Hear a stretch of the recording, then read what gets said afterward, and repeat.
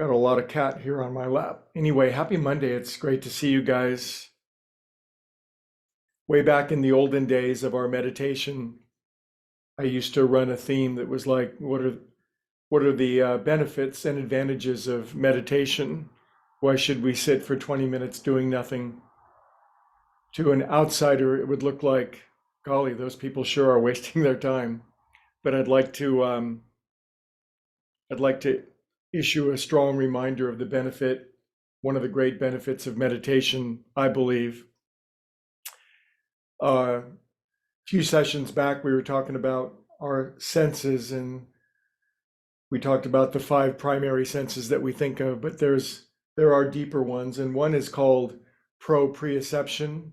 It's that sense of where you are in space, and it's really good to have a strong sense of proprioception for balance and orientation in the world and physical proximity and that sort of thing.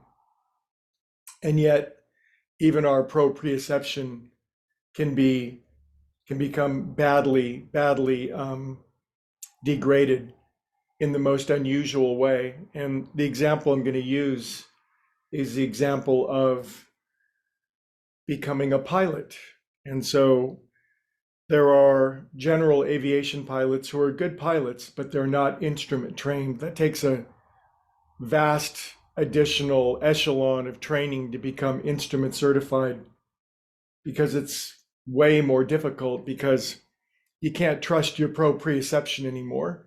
In other words, you're flying along and you can see the ground on a beautiful day and it's easy as pie to know where you are. But the second you hit the clouds, something can happen so quickly. It can be virtually instantaneous, even to the most experienced pilots that have ever lived, that kills them almost instantly.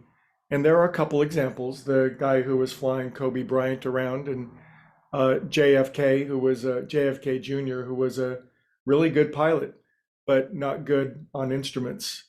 And the problem with flying into clouds is that the sense of disorientation can be so immediate and so overwhelming and so inaccurate that it sends its victim into a death spiral, and down they go. There's no pulling out. You can't rely on some internal sense to know which way is up and which way is down and which way is left and which way is right. You're very likely to be wrong, and usually are. So the best pilots learn how to become instrument rated. And what that simply means is when the external cues are gone and there's the every opportunity to lose one's sense in space, they know how to instantly go to their instruments and rely on those absolutely. Anytime you fly on a commercial jetliner, all those guys and gals are the best in the business.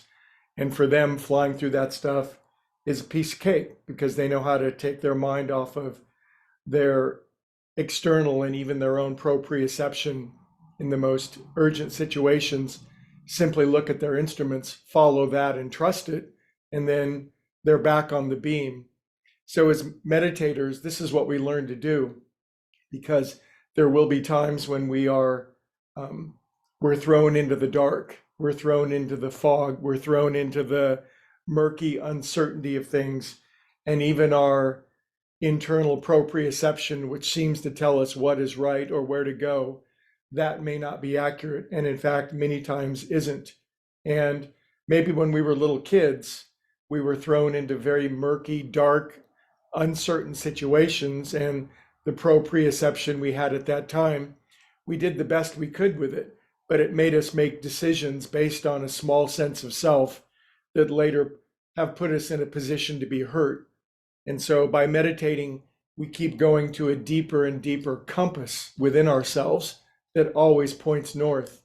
And should we run into a rough patch or a tough spell, what happens as a result of being a meditator is that we limit the amount of difficulty and the duration and how far down we have to go before we can immediately reorient, get back on the beam, and get back up above the clouds again and enjoy the view.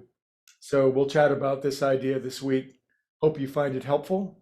I'll see you.